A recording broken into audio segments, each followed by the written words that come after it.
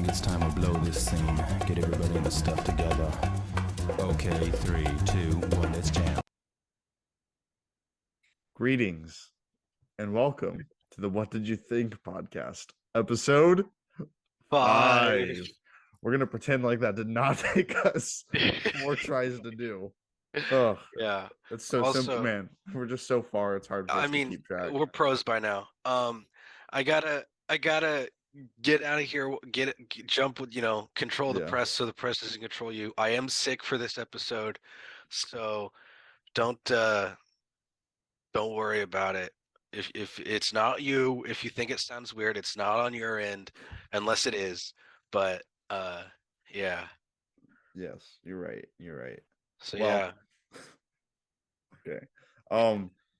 I've received tons of complaints about your audio situation when it comes to the podcast, Cameron.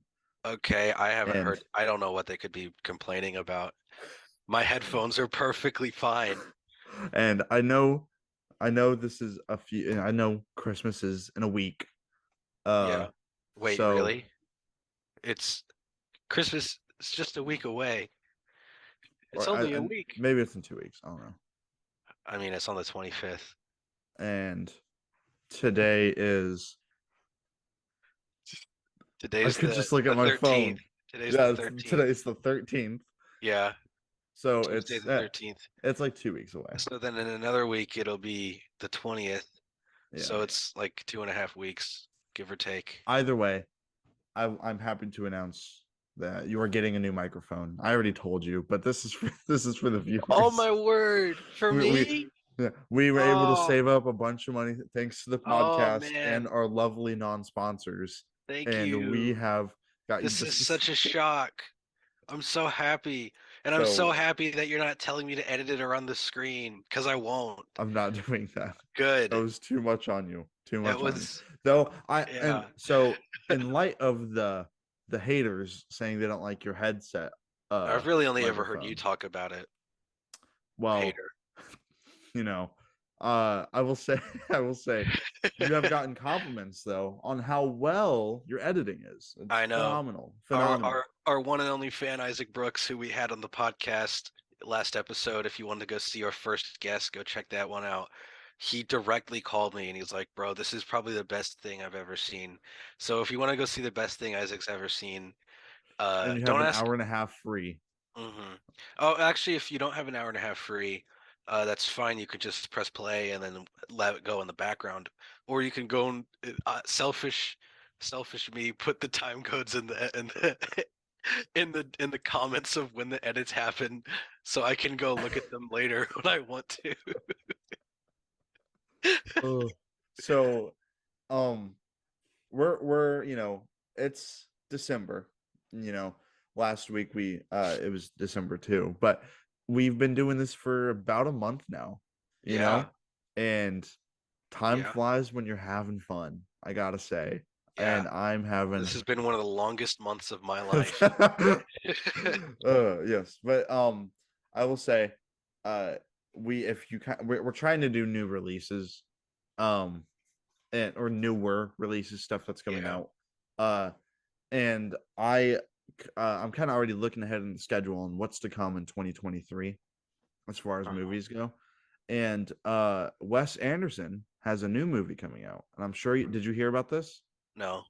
Okay, this is amazing. You ready? Yeah, I'm ready. So the movie that he's making is the title just slipped my mind, so let me look this up really quickly. Cameron, talk a little bit.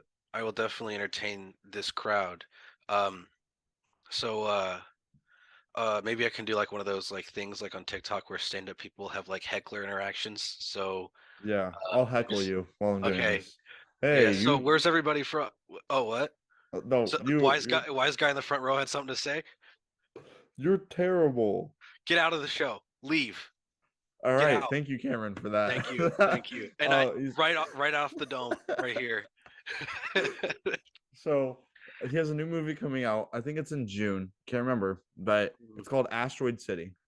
Is it like based off the Travis Scott concert? It's a Wes Anderson biopic on Travis Scott's tragedy of a concert. Yes. Yeah. No.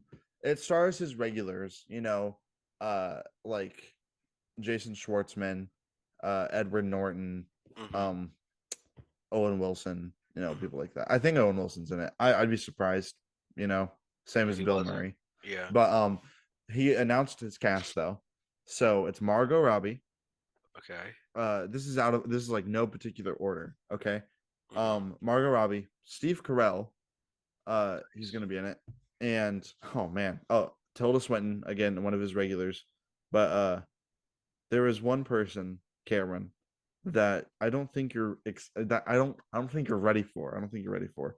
So there's Maya Hawke, Scarlett Johansson, um, Tom Hanks is in it, Bryan Cranston, Nice. but the biggest name of them all. Oh, apparently Michael Cera's in it too. That's interesting. Uh, but no, the biggest name of them all, our glorious friend of the podcast, No Hong way. Chow, Let's is going to go. be in the new Wes Anderson movie. She Let's could be in it for go. 1 second or 1 hour, and I will absolutely love her in it. So Yeah. I Let's just go, man. thought, we're proud of you, Hong. We know you're Yeah. listening. We know Thank you're you. watching this. Thank you. Thank you for shouting us out in the whale. Yeah. Thank you for making us feel comfortable and right at home. Yep. Um, I'm curious when her birthday is. We need to make sure we never forget her birthday. Watch it be today. That would be the greatest Dude, coincidence of all time. dude.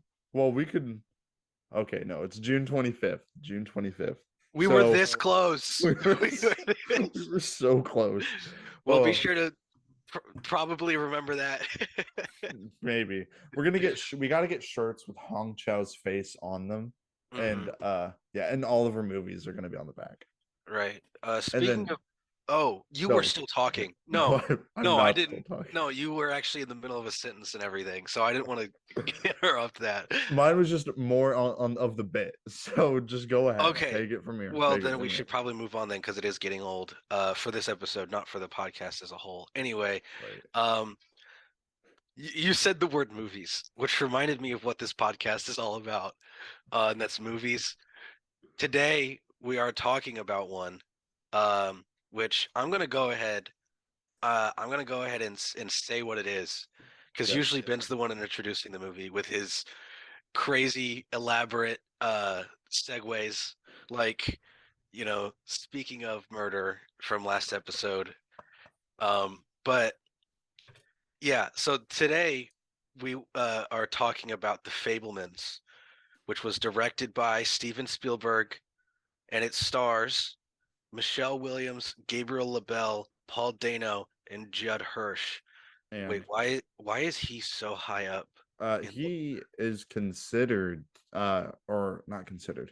He is like getting buzz that he's gonna get nominated. Oh, I think so too, but I don't know why he's so high on the top billed cast. I And then would say also Seth Rogen over him Seth because Rogen. he Seth has Rogen much more is screen behind time. him. Yeah, so let's say the actual four names: Michelle Williams, Gabriel LaBelle, Paul Dano, some guy, and then Seth Rogen.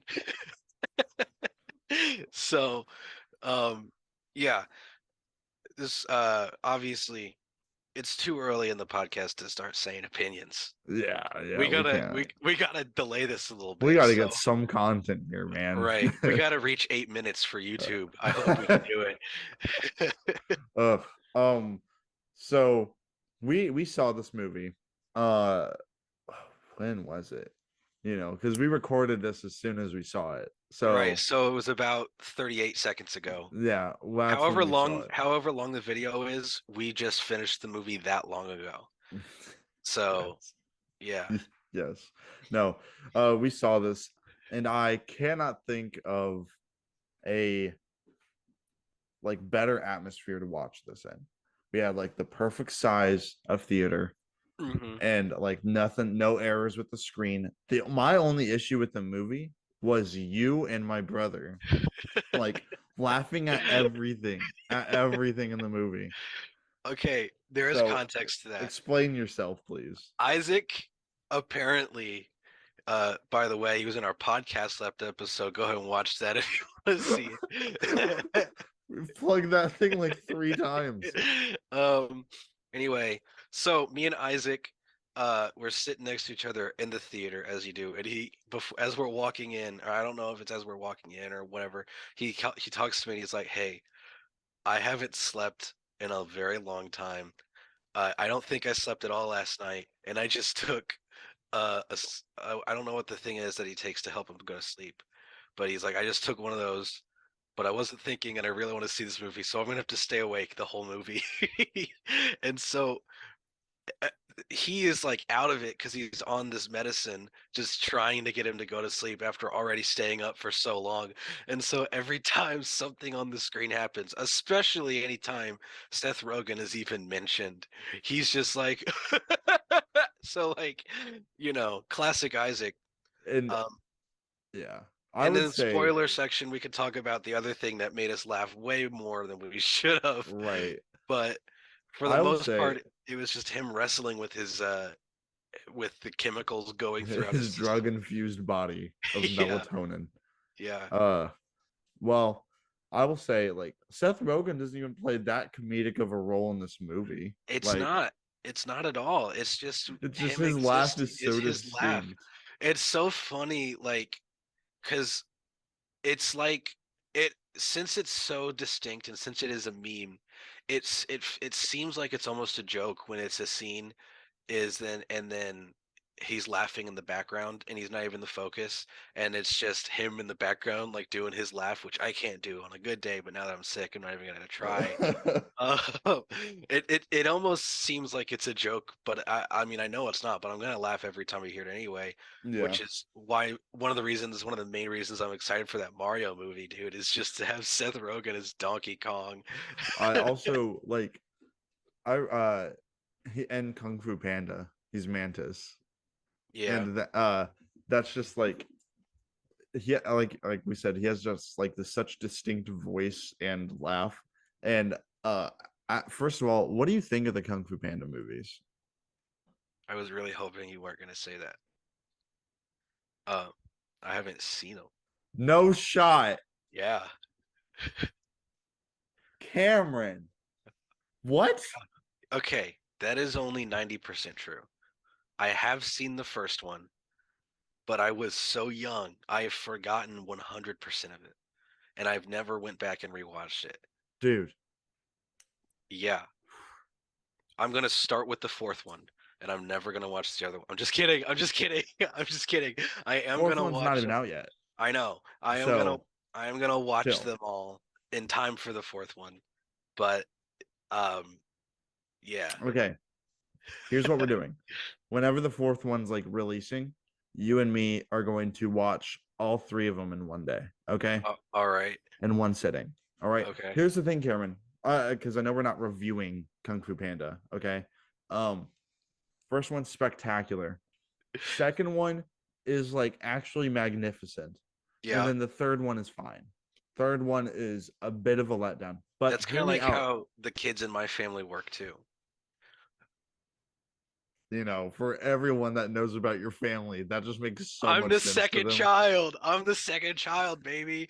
Who cares about the other two? You just said the Right. second one was the best one. No, yeah. Um, All the real fans know. All the real fans know. all So. real fans know about your family. Yeah.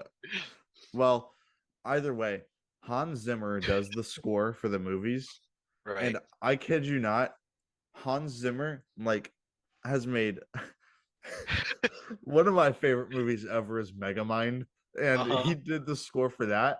And every single time I hear the score for Megamind or for Kung Fu Panda 3 especially, bro, I just get like I get that clench in me. And it is anyways, it just gets me really hyped. So I'm excited for the fourth one. I don't even know why I brought it up. Seth Rogen. Okay, yeah. Yeah, that's why. Never mind. No, yeah. No, you're so we watched the Fabelmans.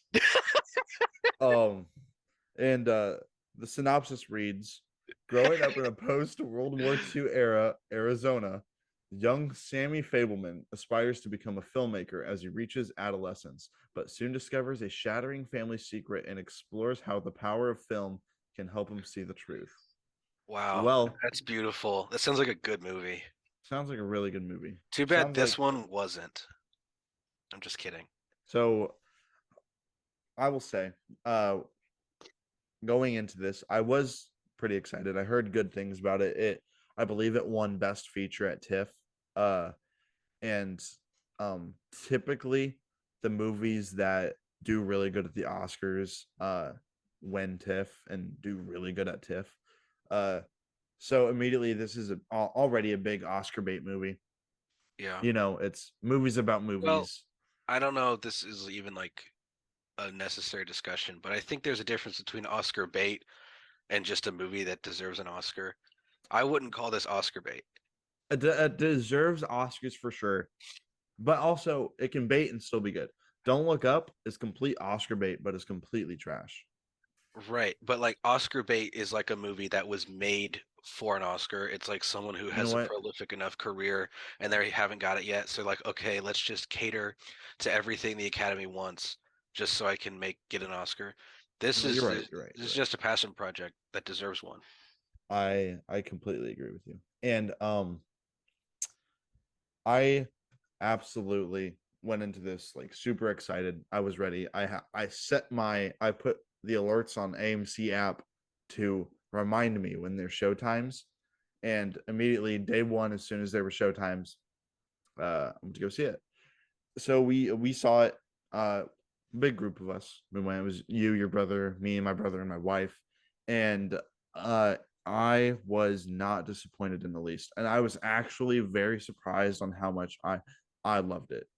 Like this is getting buzz of it saying like it's better than Everything Everywhere, and we'll talk about that in a little bit. But I was in my mind, I'm thinking like nothing can really beat Everything Everywhere. That is like the number one movie this year that I go to think of on my Instagram when I was reviewing movies. I would always say probably get nominated, but no chance it's beating Everything Everywhere. And this is the only movie I've seen this year that has a very solid shot at getting Yeah. Everything Everywhere a run for their money. Yeah. Um, I will say just like, as a little preview thing, um, there's different kinds of ways that I like when I'm watching a movie that I really like, there are different feelings that I get depending on how I'm liking the movie. Movies like Bullet Train, where like I really like just like pure action movies that's just like an excitement kind of thing. And Mm-hmm. then there's like movies like Lady Bird or Florida Project where it's like, oh, I'm emotionally invested in this. This is really good. And then there's movies, those have very distinct, like, oh, that's a drama, that's an action movie. Those are things and stuff. But there's a movie that I just love so much, there's a kind of appreciation for it that I have that kind of transcends genre. And it's like, this is the kind of movie that makes me want to make movies and stuff like that. And Mm-hmm. it's not just because this is a movie about making movies. I felt that when I watched Everything Everywhere. I felt that when I watched this, and I felt that when I watched a bunch of other stuff. So the fact that this movie was able to give me that like feeling of, imagine being able to put my name on this or something like it, that must be the coolest thing in the world. I want to do that someday. That is how I know I'm really enjoying a movie. Yeah, and kind of going off what you said, I when I think of Steven, so I have some backstory with Steven Spielberg. Not like me and him go back. We don't. But um I was interested in his filmography after this movie came out because this movie is based off of Steven growing up and how he got into movies. And I went back, I went to his IMDb page and I just went back to see what he made. And like this guy, like you have a lot of directors whose first movie was just like amazing. It popped off, like was immediately Oscar like winning stuff like that. Steven Spielberg legitimately just had like a very arguably like normal career. Like would direct a few episodes of some TV shows, would direct a short film or a 90-minute film that he would make, with like one of his sisters, and it wouldn't do well at all, but he made it because he wanted to.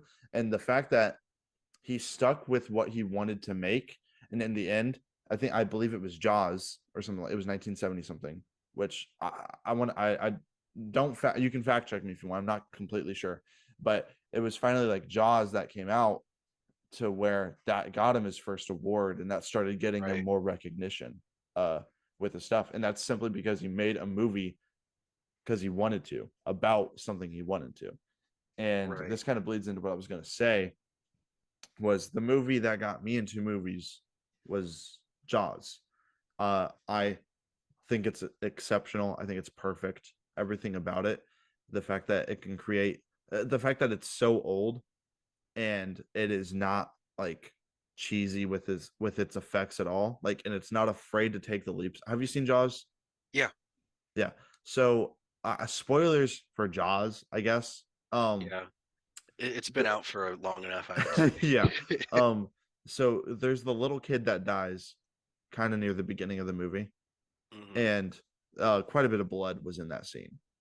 And I remember, not remember, but I remember sitting down and watching this kid die on screen and being so blown away that the fact that someone is not afraid to kill off a kid, but like he's not letting like the right thing, so to say, affect how he's supposed to make his movie. You know what I mean? Like, or he's not letting like controversialness like affect how he's filmmaking, and it pays off. It's such a good scene. I was not expecting the kid to die, and sure enough, he's just so good. That's all I'm trying to say. Either way, and like you said, that's the movie that makes me want to make stuff. And then when I saw Nope this summer, it like same exact feeling I had watching Jaws, and I was like, boom, already into it. And then this movie, it's like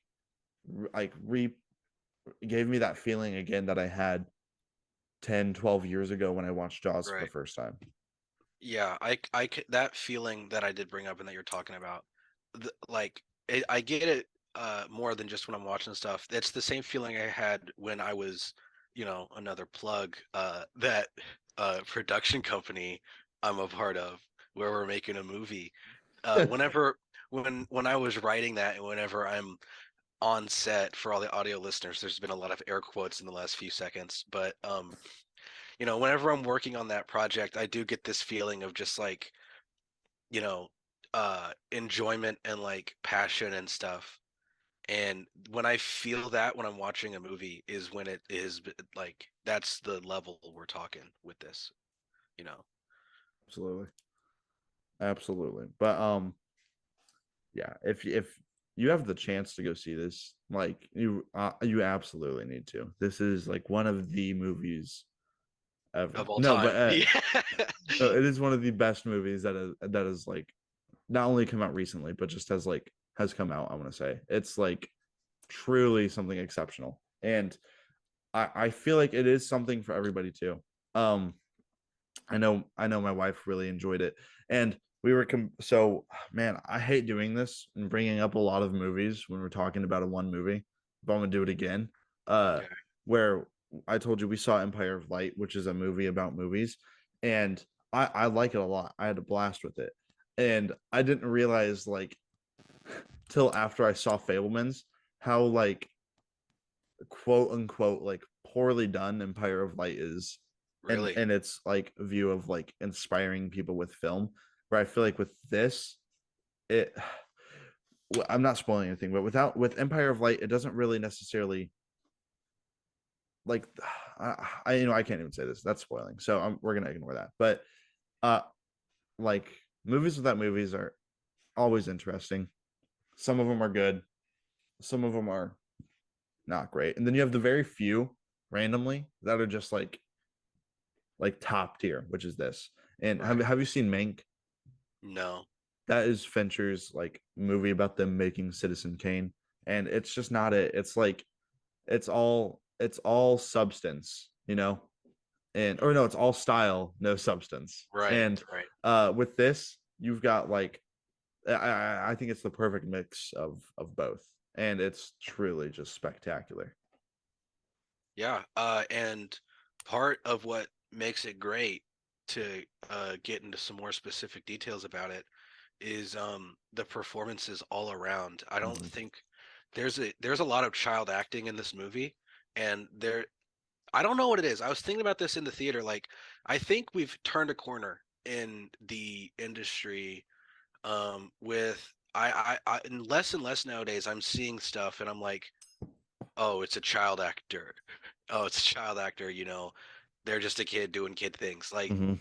I know Violent Night is an exception, which I don't know, maybe one day we'll talk about that. But Who knows? um uh, but more often than not, like with Stranger Things and like with this now and other examples that I thought of in the theater that I'm forgetting now, child actors have become more competent. Oh, Florida Project is the big one.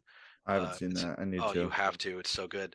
Um, they're just better now than they used to be, Hmm. and this is really an example of that. In that the movie, in like, this isn't really a spoiler, but it's like it starts out for like, I don't know, I'd say 20-30 minutes as a younger person, like as him younger, like as a kid, and then the majority of the movie is him as a teenager. And both performances, him as a teenager played by a 16-year-old, I think, and him as a kid played by a even younger than that, uh they don't seem like the generic child actor that you think of. They just are the character. Yeah. And And they do such a good job as well. Like yeah, everyone does. And I was more surprised with the sisters. I like yeah, no, I was like I was thinking like, dude, there's something about acting like you're acting, you know? And right, the daughters at that age can like, or the sisters at that age can understand how to do that well. Because I was thinking like, oh, that's like funny, cringy, because like they're obviously bad in his movie that they're directing. uh-huh, And then I'm like, no, this is so comfortable is such a weird word to use, but it's so uh like relaxed, so normal. It like made so much sense watching it, and like right. their performances are so natural.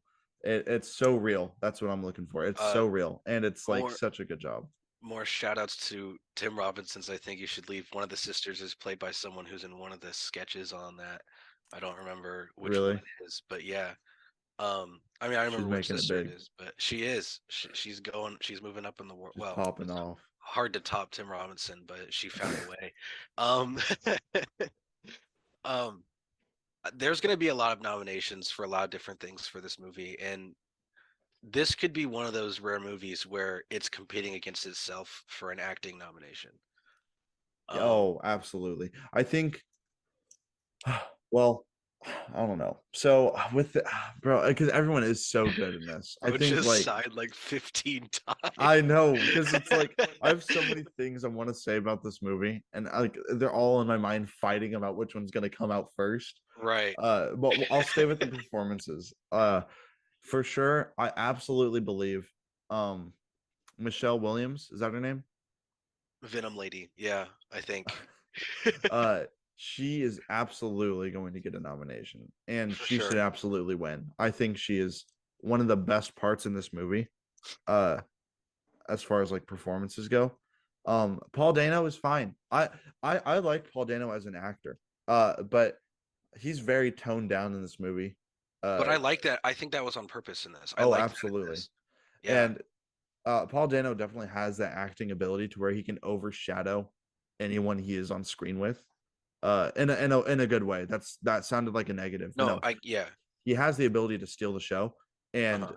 it's like kudos to him and Steven Spielberg and the other writer that really like worked with him on his performance, because he really does just fit that father figure so well, and it really allows other people on the screen to really just work well, and their Right. whole chemistry, that whole family's chemistry is like so good, so good. And Seth Rogen's character Uh-huh. is just, it's fun, he's It's real fun. not like, putting the memes aside, he's a great actor, and his scenes, the scenes with him in it, they're really well done, and he's really great in them.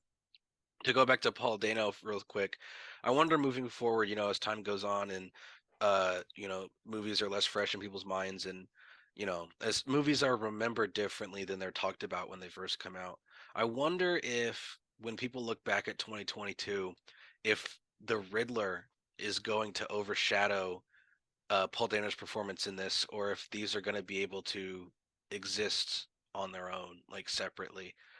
Well, judging Because by the sense on like how, I mean, everything. I don't know. I'm judging it based off TikTok, but I mean, the Batman is considered like everyone's like favorite superhero movie right now, and yeah, typically superhero roles overshadow you as a performer. Robert Downey Jr. is right, incredible but and like Zodiac and all these things, but he will always be known and remembered for his Iron Man role, even though he wasn't.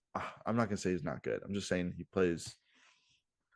Just that's I a don't know. conversation for a different day in terms of acting in the MCU and whether or not it's actually all that good.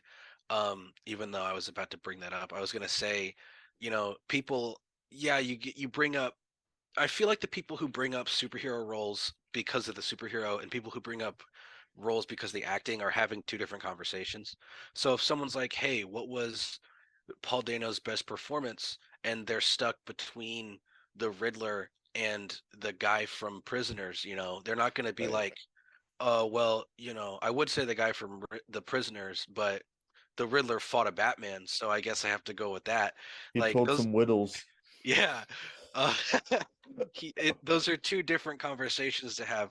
So I was more going with like performance wise, people have said that the Riddler is like one of the best comic book performances of all time. And that's crazy to me. And Like I I genuinely disagree. This is like a whole tangent, which I will not go down. But just to say this, get completely demolished by all other opinions, and then not never elaborate. The Riddler is the worst part of that movie in a performance perspective, in my opinion. I did not like the way the Riddler was portrayed in that movie. I would argue and say the Joker, but He's not I really in mean it. he's Uh, still in it. yeah, but like not enough to. Anyway, what I'm saying is, regardless of my opinions of it, people very fondly remember the Riddler performance. They say it was great. They say it was deep, all that stuff. And I think there is a depth and a lot going on with Paul Dano's performance in this, but similar to uh what's his name? Oh, I remember it all. Daniel Kaluuya in Nope. It's very subdued. It's very subtle, and there's a Mhm. lot going on inside the mind that we don't really see uh like vocalized or externalized. So I don't know how that'll go in the long run, how people will remember it, or even how it will affect his awards Right. possibilities. We also have the score, which is by John Williams. I'm gonna be completely honest. I didn't notice it as much. I was just so engulfed with like what was going on in the screen and on the story Yeah. that I couldn't really like pay respect to the music going on. I'm sure it's good. John Williams is one of the goats. So, I mean, Well, yeah. I mean, I think the fact that the emotions came across well and all that stuff, you know, it the music did its job, even if I don't necessarily have any tunes stuck in my head.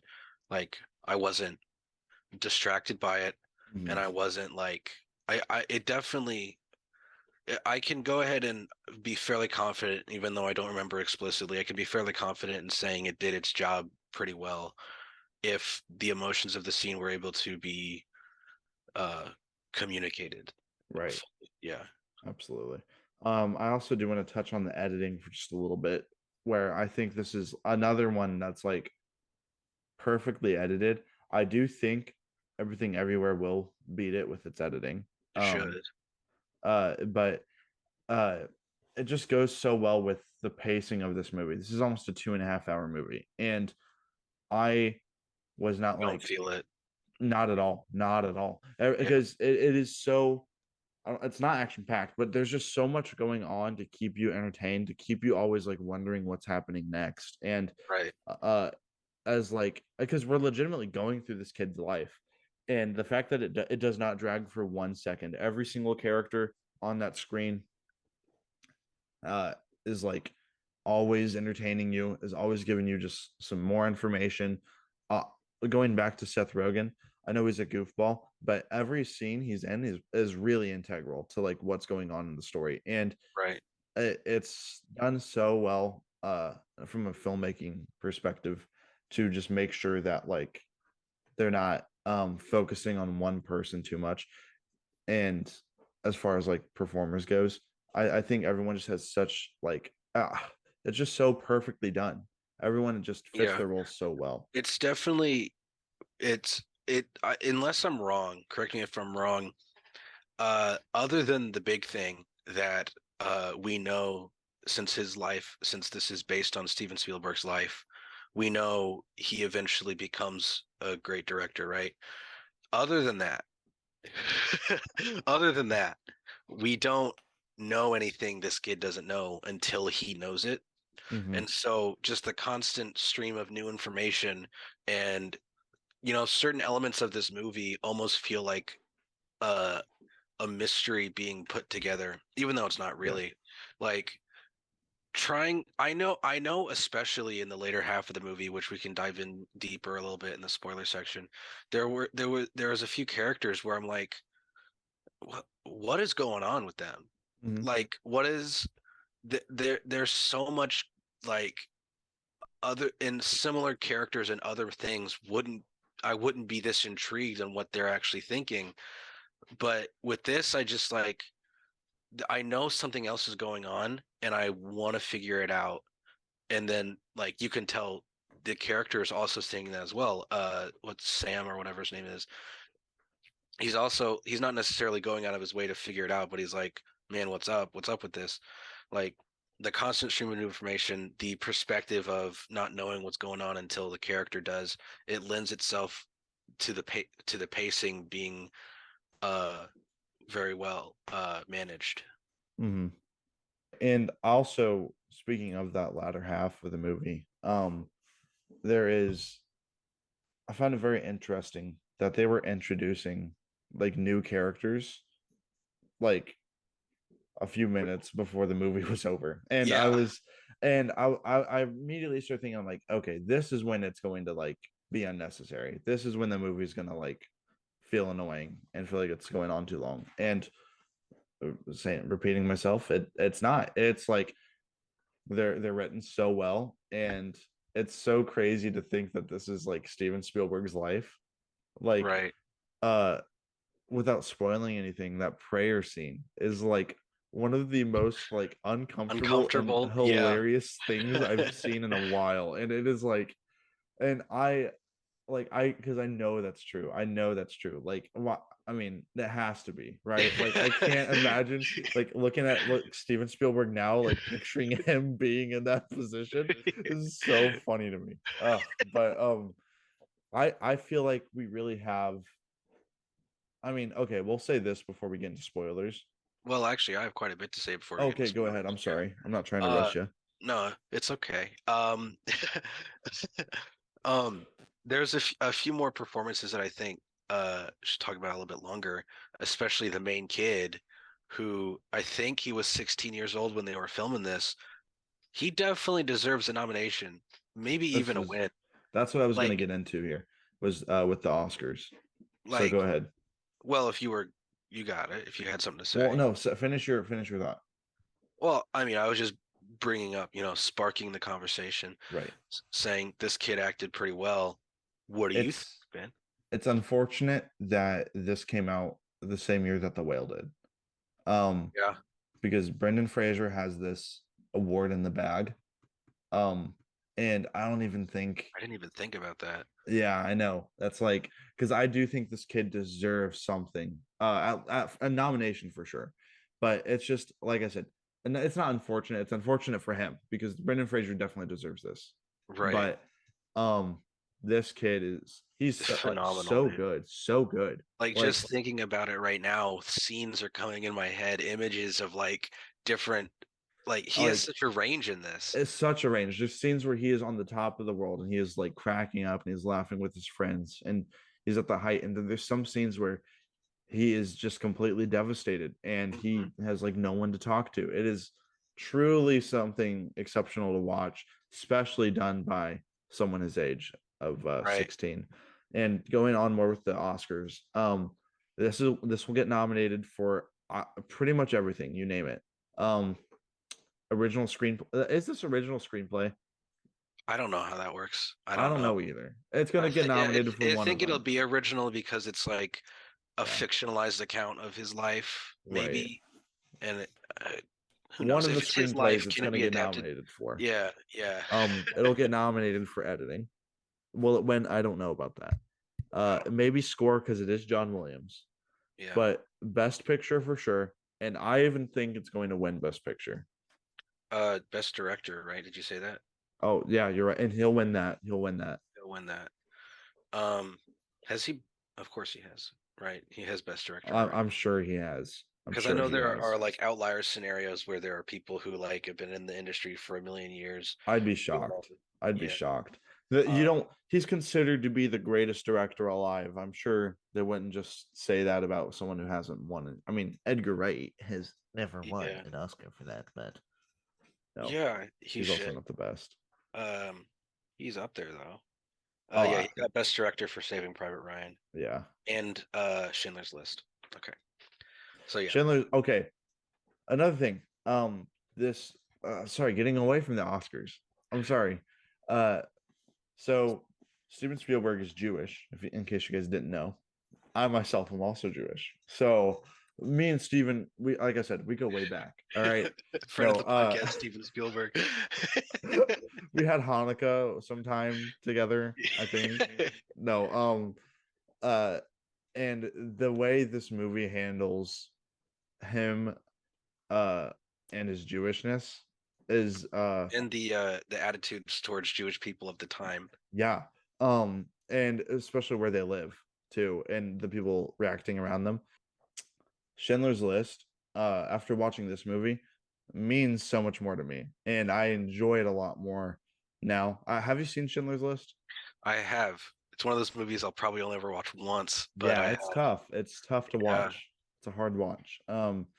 But this movie puts a whole other name on it. It makes me respect it a lot more for what it is, and that's just in compliments of how well the movie deals with being Jewish. Yeah. But back to the Oscar talk. I so do you think this will win Best Picture? Do you want it to? Okay. I still think Everything Everywhere should win Best Picture. That's still my pick. Well, we'll talk about our best of the year later, but uh, eagle-eared listeners might have caught something there about what I think is the best of the year. But I still think Everything Everywhere should win that. But I wouldn't be upset if this won. Mhm. Oh, Um, absolutely. it definitely deserves it, and any other year it probably would be a no-brainer. Mhm. Um, I think with what Everything Everywhere is why I want it to win, but it just seems too controversial to pick over this Steven Spielberg movie that like I hope this is his last movie. I hope like this should be one you end on. You know what I mean? Like if not this, Ready Player One would have been a good place to stop. But well, he's gonna come back and only direct the Ready Player series. Ready Player Two, like, Yes, but two no, player. I mean, I, I this could win, this could not. As long as this or Everything Everywhere wins, I'll be fine. Um, but like this does have a very good chance of taking it. But I could also see it not going. I don't think it's as in the bag as you say it is, especially nowadays with like more and more like out there stuff winning. Mhm. Um, but like Parasite really opened the door for different movies to make And it. that's true. I just think for like how goofy uh Everything Everywhere is, I would love for that to win. And I think with that, like if you give Everything Everywhere, that opens the door for a lot more like experimental films and like creative films Uh-huh. to perform better. You know what I mean? I would love to see an Edgar Wright movie like be considered to win Best Picture, but He's not even that experimental. He's just But the fact that he just does fast-paced editing and yeah, pretty funny movies, it's still so controversial for the Oscars to pick. And I'm so excited that Everything Everywhere is like almost demandingly like going to be nominated. Like people would be in an uproar if it doesn't even get a nomination. And right. for it to get a nomination, that's huge. And if it does get a win, I think we can see a lot more of uh these creators being able to make more of these like passion projects, so to say. You know what I mean? Like, I don't know. I would love to see like Baby Driver get nominated for Best Picture. You know what I mean? Right. I want to see another Baby Driver 2 whenever that gets made. I feel Whenever like whenever they finally replace Kevin Spacey with somebody, whenever they replace like 80% everyone, of the cast, everyone. John Bernthal is gonna just come back from the grave in the movie so he can be in the the sequel. the girlfriend is just like, oops, I left baby at jail. I gotta go drive across America now. Yeah. So what would the sequel be? Is it Toddler Driver, I'm assuming? I think it would. I think it would Toddler be Conductor? um uh prepubescent pilot. Best- I'm the best getaway pilot there is. You're just like a huge Boeing 747 that like can't move fast at all. It's like the cops are on us. They got to get one of the people down the street going like this. They visit they oh dude, one of the characters gets in jail and like the camera pans over to a jail cell and you see like Kevin Spacey standing there and it's like I should have been in this movie. I don't know, that's stupid. Yeah, that's the stupid part. Not the pilot part. Uh, what's the uh, music even? Like uh, anyway, after this bit is over, we should talk about uh probably I think we're getting towards the end of the spoiler-free section. I think If you I have think anything else you want to say, all I'm uh, gonna say is we're gonna have an Oscar episode, so don't worry. If you're really wanting all of our thoughts about what we think should win, I'm still really 50-50 with what I want. I love both of these, like honestly, equally. And mhm. as so I really can't choose one. I really go like every other day I'm picking one over the other. But uh absolutely fantastic movie. I want to like watch it again, like and again and Yeah, again. It's so good. I'm gonna watch it with people that haven't seen it. If you know, I think this is a must watch for this year. It's such a good family movie too. Excuse me. yeah. I mean, maybe not with like little kids, but Sure. yeah, if your I kids just are old enough to understand, like, That's uh, what I meant by family. I think it's good for like not I wouldn't say like a kids movie. It's not a kids movie. right, but I mean, yeah, like I get what you mean, but Well, whatever. Okay, right. Cameron.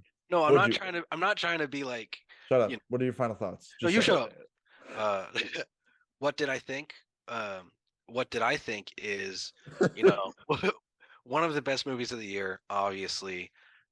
They're so like I'm I don't like to be this kind of person where I look for things that are wrong with something, but even just to like bring up like something I'm struggling with anything that I have to say negatively about this movie at all. Yeah. Because I don't think there is anything negative in this movie, just off memory. Um, so this is one of the best movies of the year, as I've said many times already in the same sentence. Definitely see it if you like whenever you can, however you can, legally, and gotta support our Spielbergs, Yep. and yeah. So best movies of the year. One of them is It is one of the movies just ever made. yeah. It's hard to really say much else Yeah. other than it's fantastic. Watch it if you want to. Watch it if you don't want to. You'll see why you were wrong. Um, yeah. What do you say, Ben? What did you I think? already said what I thought. But It's perfect. Watch it. Other than that, we're going to our spoiler section. This is our So spoiler section. yeah, Ben, what's your favorite Gatorade flavor? cucumber. Is that a real thing? It is. Okay, have you not seen that joke? No. So this is funny. All right, this is gonna get meta for a second because I'm gonna talk about a podcast on the podcast. Oh, No, so there's like these two guys on TikTok. I don't know what their names are. Is that grape? it is Riptide Rush trademark. So either way, um, this one guy is like, "What's your favorite?" They ask him like what his favorite Gatorade is, and he's like, "Cucumber Gatorade. It's like my favorite." Apparently, it's a thing. It's been a thing for a while, and they just did you did you so how many Gatorades do you have of different flavors? You're shotgunning two different Gatorades. Okay, so on my desk, and well, you finish your story first. Either way, and they basically just like make fun of him for liking cucumber Gatorade. In my Uh-huh. opinion, red Gatorade Fruit Punch is the best, but Gatorade is not good compared to Powerade. Powerade is superior. It is better. It is stronger, It's been a smarter, better. it's been a It is minute since I better. it's been a minute since I Oh. had Powerade, but from what I remember, that was my go-to for the longest time. Mhm. Um, Dude, to not answer, not that high in sugars. It has more electrolytes for you. It is better for you, health wise. and Because it's at Gatorade, McDonald's. At least it was when I was a kid. yeah, it used to be, bro. I used to combine that and lemonade Yeah. at McDonald's. They One make time, this green drink, and I used to think I was a scientist. one time I was at McDonald's and I was like, I'm gonna combine everything on the fountain together and see what that tastes like. And there was one of our soldiers, a U.S. Army veteran, at the fountain as well. And I'm going through and I'm going do, and he's at the Powerade and he's getting Powerade. And so I step back and I'm like very young at this point, and he's like, "Oh, you want some? You want some?" And he had saw me go through the whole line. He probably thought I was trying to get to one of the other Cokes on the other side of the Powerade. Little does he know, I already had some of that. So he Right. steps aside, being polite, and I just fill my cup up full of a bunch of carbonated Cokes and then put Powerade in it. And he looks at me with the most like disgusted look. And obviously I'm young, so he's like being playful, like, "Oh, you," or whatever.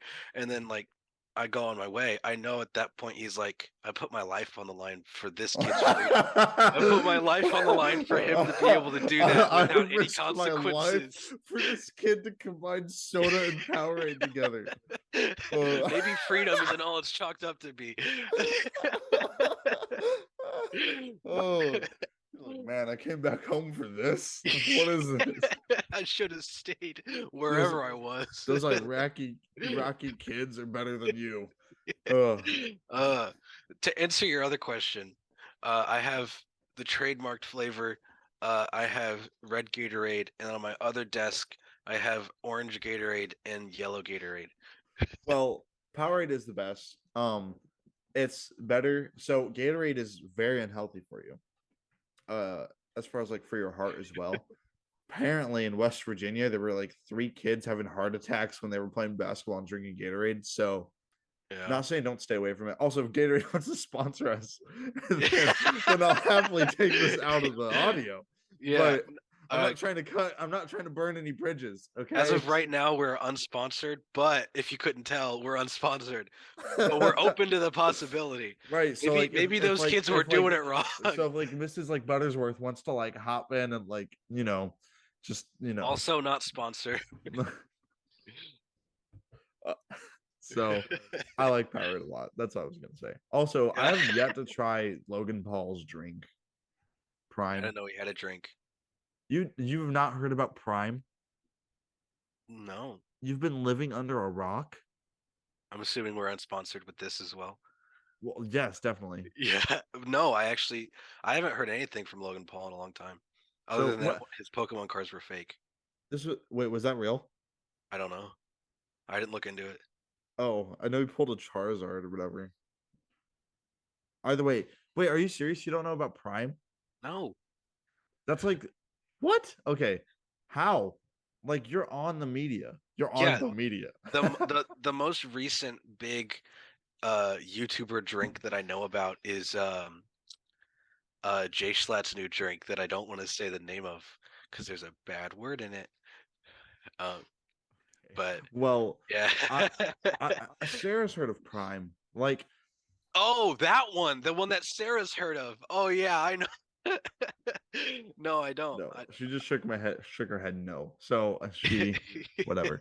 But I I will forgot say that. it's like one of the like it's getting up there. It's him and KSI collabed and started some drink company. It's pretty successful right now. Yeah. But either way, enough about drinks. Let's get into our spoiler section, okay? Starting with the spoiler, I haven't thought of a spoiler to start off with. I mean, I would say spoiler is that his uh his parents get a divorce. Oh yeah, that's a good spoiler. It's a spoiler. It's not a good thing, Yeah, but it's like, yeah. yeah. No.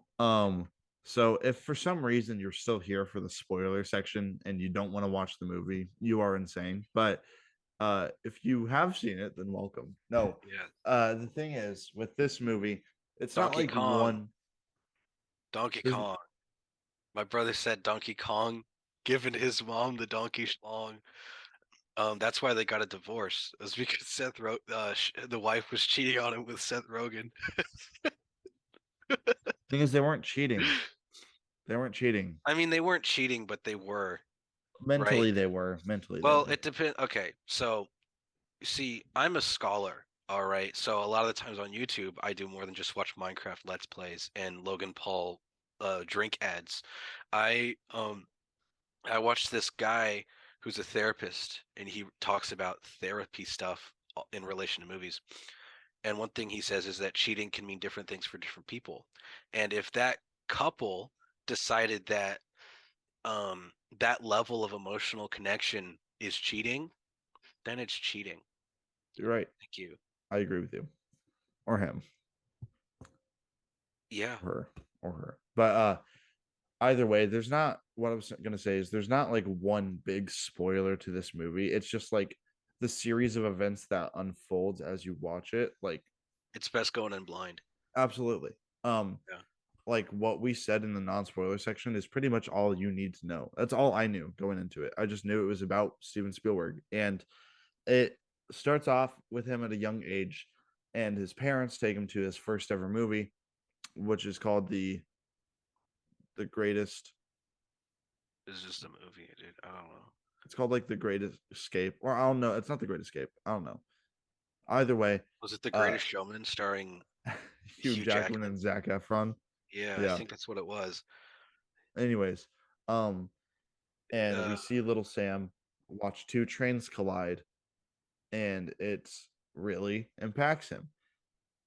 So much so that he asks for a train set for Hanukkah, and ends up getting a train set using his dad's camera with the the help of his greatest mom. show on earth. That's what it was. You were close. You were close. I did. You were the one who said it. Actually, no, I was. It was me. I Yeah. said it.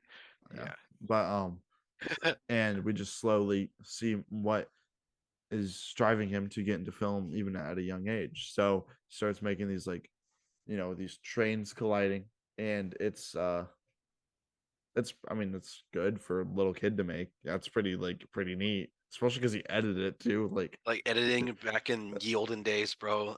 Okay, yeah. So we can talk on that. Yeah. I don't have the honor of editing the video because you don't want that because we wouldn't have a video if that's the case. Um, but our mysterious editor out there, uh, Mysterious editor who, did a great who job happened to last go to the episode. movie yesterday or today. Today. um, uh, the way they like edited back then is so tedious and has to be like so annoying. They're Yeah. literally like using like a magnifying glass and like cutting the film like perfectly and then putting it together. Like we are blessed today to have Yeah.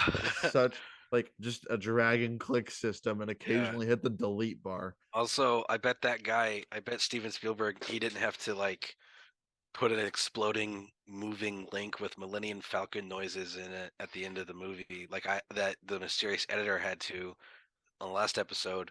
Sure, but he did put bullet holes by poking actual like holes in the film, which is so To like let creative. the light shine through. Yeah, it is creative. Um, but yeah, this movie it touches on it focuses on Spielberg's family, and like we said, the one of the twists is that Seth Rogen's character and his mom, not Seth Rogen's mom, Sam's mom, Sam Fabelman, Mrs. Fabelman, actually really like each other, and we and because why we don't really know. They just are with each other a lot. They hold hands a lot. Paul Dano is his character is constantly at work and is getting promotions and stuff, and so he's staying busy. He's trying to provide for his family, and it's just like everyone is so important to this movie. Everyone has their own thing that they're doing. Uh, and it's like this is so weird for it to be a spoiler section because, I mean, we don't have like these crucial spoilers we're saying, but Right. Like the divorce and then pretty much anything that happens after they move to LA, I'd yeah. say is like stuff that you don't want to know about going Mm, in. right. Um, about that LA portion, this is where we get into another section of the movie that I was laughing way more than I needed to. Okay, so before we get there, I do want to touch Okay. on one thing super quick. There's a campfire scene where the whole family goes Oh, camping, right, right. and the mom begins dancing, and Sam begins to film her. She is wearing the most see-through dress I have ever seen, and Yeah. revealing a lot, but nothing at the same time. And Well, it's heavily implied that the characters were seeing more than the audience. You right. know? Yeah, Um, it I is a found it PG-13 movie. very interesting though that like there was one character trying to shut the whole thing down. That's the point, that only one person was trying to shut it down. It shows where everyone's at that moment. You Yeah. see, the daughter obviously, is the kind of like like to put it in comedy terms, is the straight man of the scenario, Mhm. the only one connected to reality. Steven Spielberg, I mean Sammy Fableman is obviously focused on the filmmaking aspect of it. The husband is like, "Oh, look at my beautiful wife," and then the friend is like, "Oh, look at my best friend's beautiful wife." Like, and then the mom, she's all over the place in this movie. I She's couldn't. like mentally She, unstable. she's yeah, She gets a uh, pet monkey when they move to California. yeah. And My grandma had a pet monkey in real life though. When she was a what? kid. When she was a kid. That's Yeah, so freaky, dude. yeah. Well, They had to put on a diaper because it was pooping everywhere, and it would always take the diaper off. like Um, Night at the Museum. I don't know. I Yeah, that was one of the things Isaac was looking up, if the monkey from Night at the Museum was still alive. I don't remember if it is or not, but it is also the same monkey that plays Annie's boobs in Community. No So way. yeah, A friend of the podcast. friend of the podcast, Annie's boobs. Who is a monkey? Who is a monkey? It is a monkey. Sorry, Ben's mom.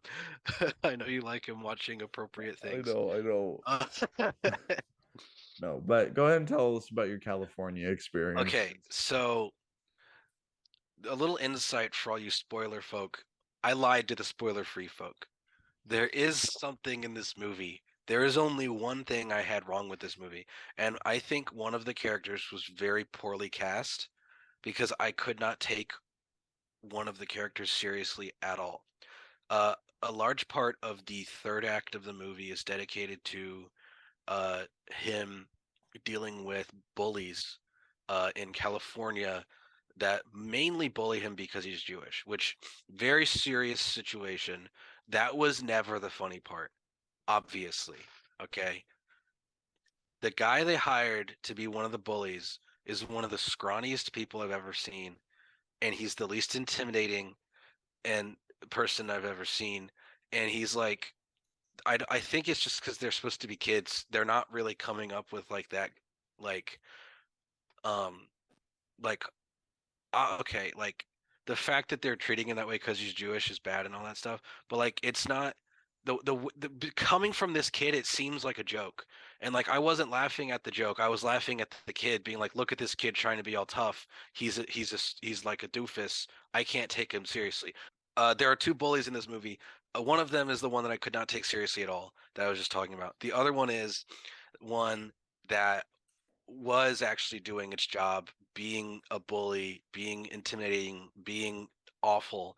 But there was also like a sense of like more going on, which we can talk about later.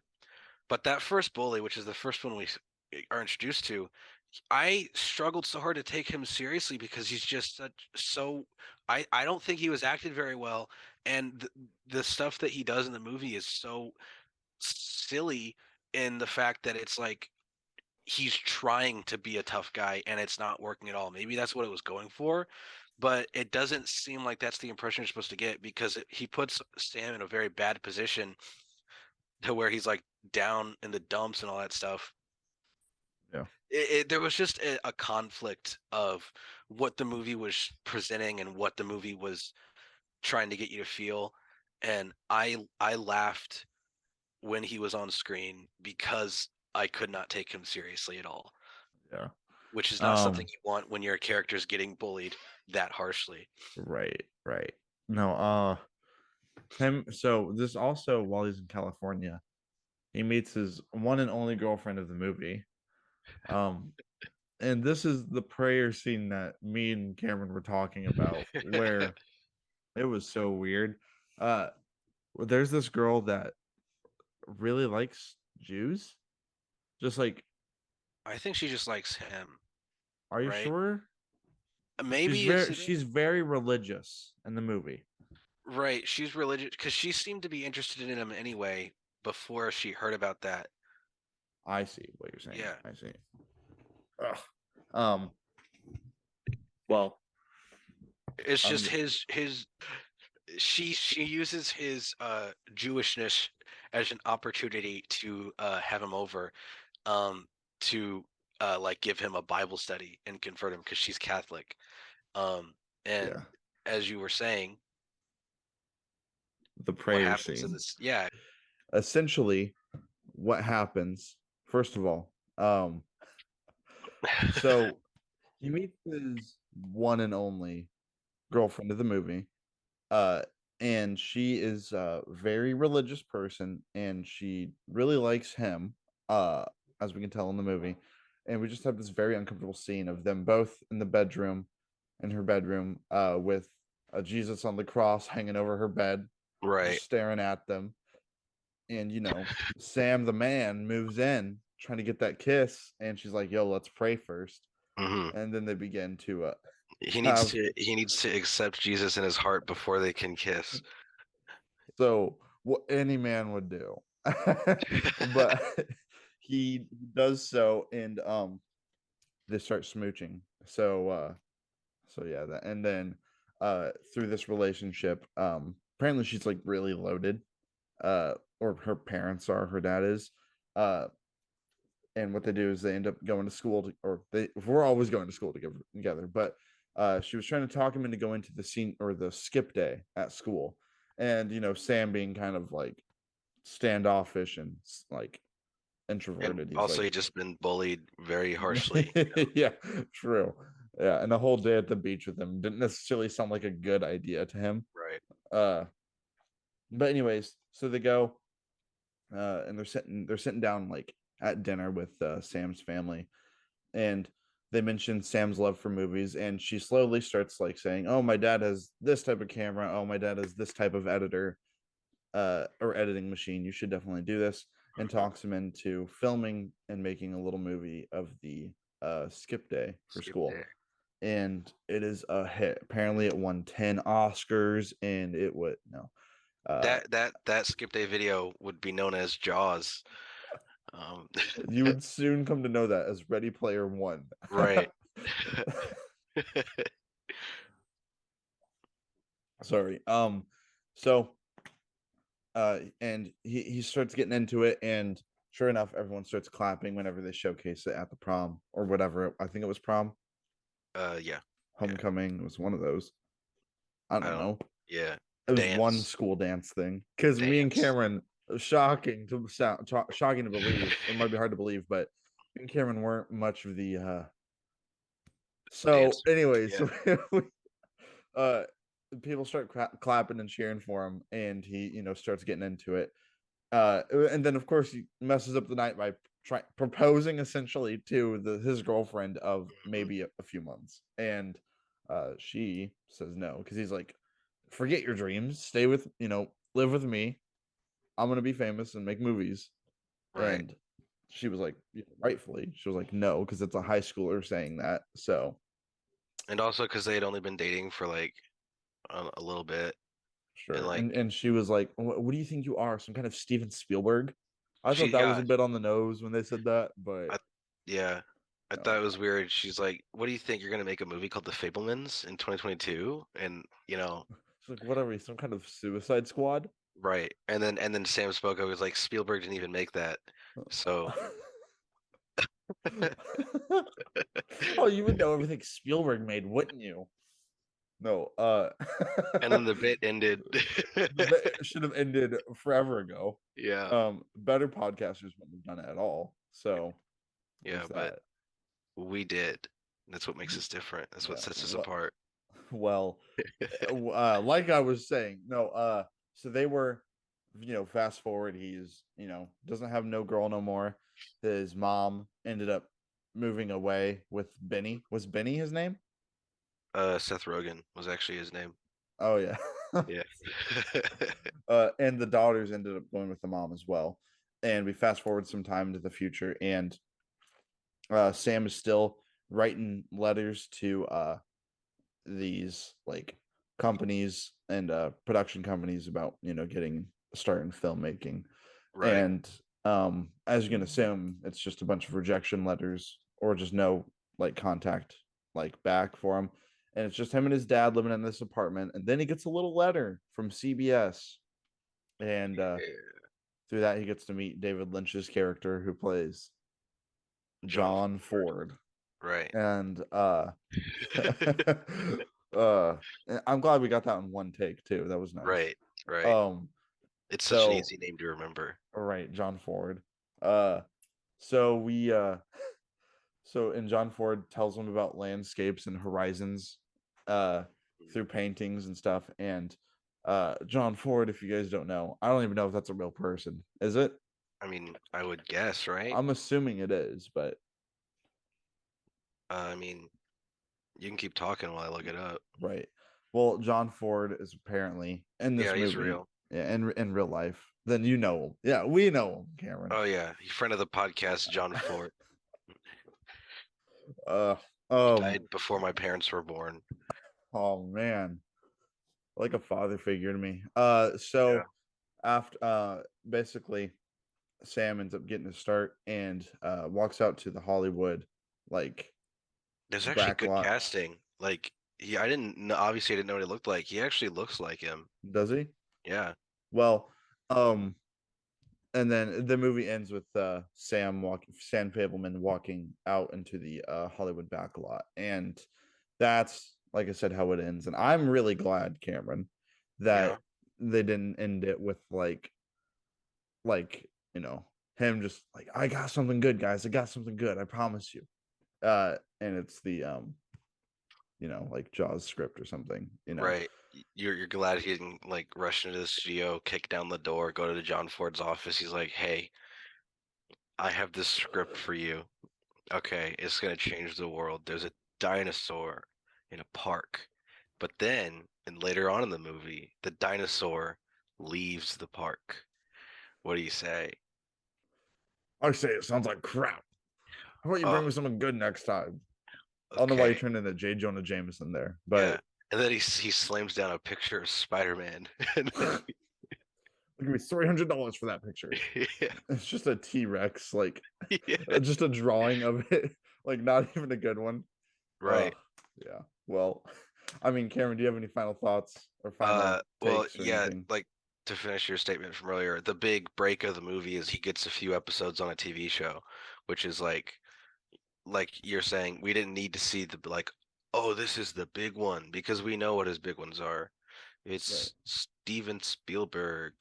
Although, since this is technically like an alternate universe, I would like to see what like Jaws from this world is. Was it just like chompers or something? Chompers. Yeah. Um, Yeah. It is Sharknado. yeah, no, right. Sharknado's the first.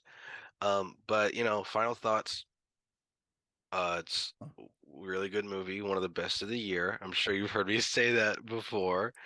Um, and honestly, like there's like I said earlier, if you're the kind of person who likes to or wants to make movies and stuff, this will reignite that inside of you. It will give you that, it will show that love of filmmaking that I'm sure Steven Spielberg uh still has to this day. Mhm. If not, he's really good at faking it. But It's ve- He's just getting really lucky. yeah. Um but and even if you're not like interested in making movies, it's still a good like family drama kind of thing, Hmm. and just the performances and all that stuff. Absolutely. A lot of Oscars are heading its way, I'll tell you Yeah. that much. Rightfully so. I said this in the beginning. I think this is definitely one. This should be the movie Steven Spielberg ends off on, unless he's making another Ready Player One movie. Right. Then I'll be happy. But this is a very good farewell for him if this is the case. Hmm. Uh, and this is just a must watch. I see myself definitely like I'm gonna be revisiting this for a while. Uh, just because, and I'm gonna be showing a bunch of people because I think this is it's spectacular. With that, Cameron, Yes. where can, if they're watching us or only listening to us, where can they find us on? Okay, well, if you're only listening and you're like, I don't want to see these guys' faces, I just never want to, then don't go to our YouTube channel. That is called What Did You Think? Uh, on you, it's called that. That's the name of the thing on YouTube. It's called What Did You Think? Surprisingly, but if you're like, man, I'm tired of looking at these guys' faces already because I'm doing that right now, and you only want to listen to us, you can go to the description of the YouTube video that you're on and Mhm. find links for Spotify, Anchor, Apple Podcast, and Amazon Music, And and everywhere you get your podcast. every well, those are where the links are going to, but if you apparently there are other places too. So you can check those other places too. Um, Um, listening on Spotify also helps us out a lot more than you think. Because like statistically speaking, it benefits the podcast more if you do listen on Spotify first. But I mean, as long as you're watching or listening to us, I don't you really can care. definitely watch it on YouTube though. Like you don't have to just go to Spotify. Ben's just saying Right. that because he thinks he's cooler than me. That's all. That's all it is. Uh, It actually and hurts. It actually hurts our chances of success if you listen on Spotify. uh, they take away viewers from us. Each viewer, Right. that doesn't make any sense. That's such a stupid joke. Right. Uh, um, well, uh, I mean, what's the next movie we're gonna record, Cameron? You ask that every week. Like I'm gonna tell you. Like you're not like I'm dying to know. I can't wait a no, full week. I can't wait a dude. full week. You're gonna have to because we always record these right before. All right, well, But make a noise. Make a noise then, too. um, well, before we, yeah, I'll make a noise. It sounds like this. Ah, so that's the noise that you get. It was just a ah. There you go. Okay, Um, well, oh, sorry. Say your last thing. Say your last thing. oh, I was just gonna say you might have noticed something if this is your first time watching the podcast, or if you're like, binging them and you're like, these are great reviews. I'm so glad I get a full in-depth opinion from two different people on what did they think. But I just want to know what number on a scale of 1 to 5 they would give it. But they don't say numbers on the podcast. I wonder if that's intentional. It is. We don't say numbers on the podcast because we don't want to. But if you want to know a quantifiable score, we would give each thing in the description for the YouTube video. I don't know where Ben does on the Spotify, but there is links to our letterbox and our are Ben's Instagram, which is deceptively named "What Did You Think Reviews," even though it's only his opinion. Okay, well, yeah, you're right. And I'm gonna go ahead and say the next movie. It is. No.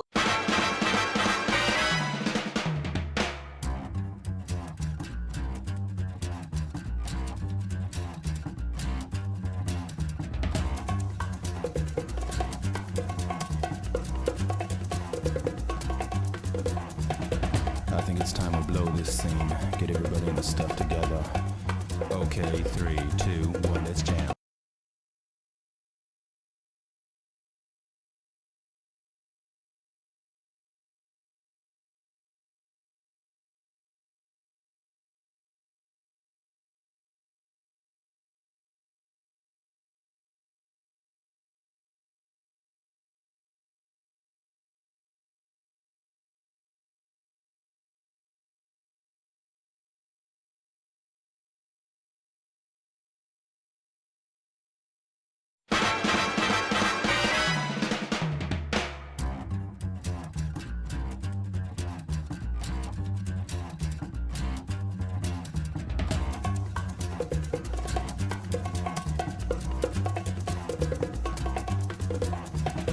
I think it's time to blow this scene.